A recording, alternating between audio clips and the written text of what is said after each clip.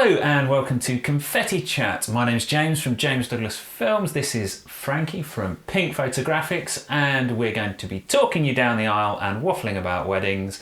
Today we're talking about ceremonies, and with us we've got Claire, the celebrant. He has to concentrate when he says that word. Celebrant, not celebrant. It's celebrant. But it sounds fancier. I think we should stick with celebrant. Celebrant. If you really need to, I think that sounds good. To discuss ceremonies, and there are lots of options. So if I think back to like my parents' era of weddings, I'm 99% sure there was religious ceremony, registry office. Then we've had wedding venues that can, that whole, what's the phrase the registrars always use? We hear it week in, week out. Solemnised for this has been for whatever Yeah. lawfully whatever, these kind of places that are allowed to have weddings. And then I think I can remember that there was a period of time when they allowed this to suddenly be outdoors with specific structures. I think you had a permanent outdoor ceremony area, didn't it? And you had to have it done inside that. Guests could be outside, but the actual marriage ceremony had to be inside that structure. Yeah. So I've been to filmed lots of different weddings where all of a sudden there's options galore.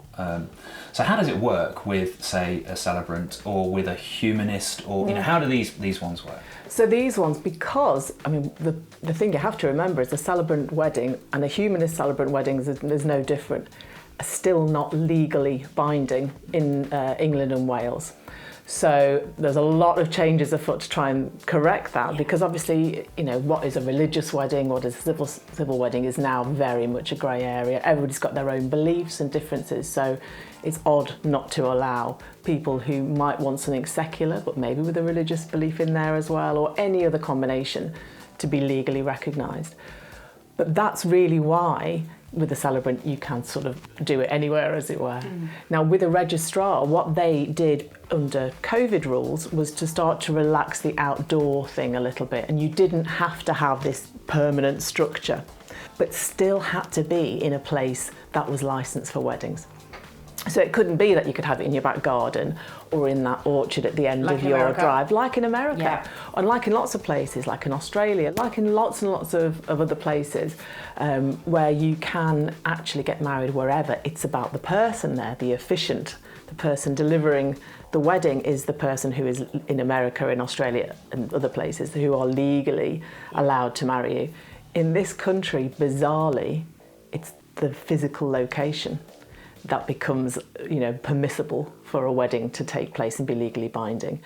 But because of COVID, it was allowed to be in a licensed venue, but in their grounds. So it didn't have to be under this structure. So you did see this explosion, really, for health and safety reasons, of these outdoor weddings just on the lawn. It was absolutely beautiful. Really lovely, and now they've agreed that can continue as a sort of almost stopgap, and we'll see what happens under the proper reform. Obviously, there's pros and cons. The pros for that, sure, it buys you the freedom to do anything you want, be anywhere you want to be, and run it however you want to. And timing, all those things. One of the things when I speak to couples, it's amazing how many couples don't realise that when you get married in a civil ceremony, that you're going to get a registrar turn up that you 9 times out of 10 will have never met before. And that might not be a bad thing. You might be absolutely fine with that. There's no problem with that for you, potentially. But it really depends on the individual and everything else. If you look at when you're planning your own wedding, especially nowadays when there's Pinterest and YouTube and Instagram and there's everything to look at, let alone physical shops to go into, you spend a lot of time thinking, do we want that one or that option? Do we want this person or that person?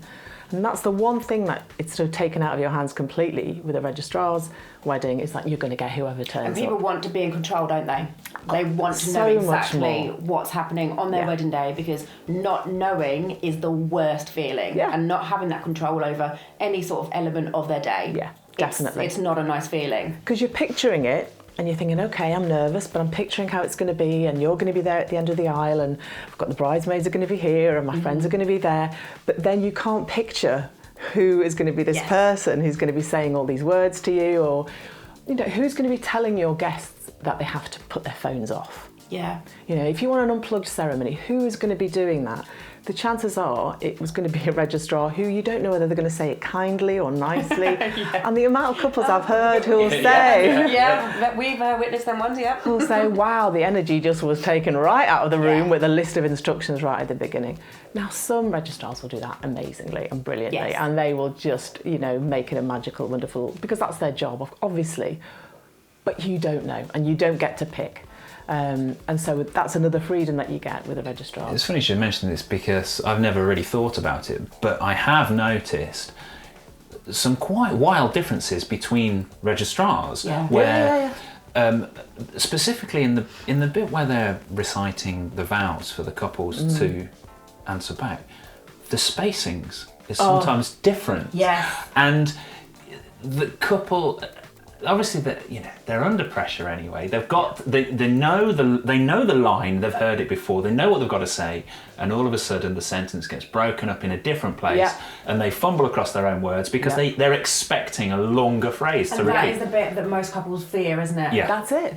Just saying the words exactly, because like you're saying, even if you've practiced it at home, you don't know how that registrar is going to say it. They might space it differently. And if they're just spacing it up in a different space to what you're used to, it's just going to throw them. Then they're going to feel embarrassed if they mess it up, and then that's all they're then going to be thinking about. I feel the same about phone numbers.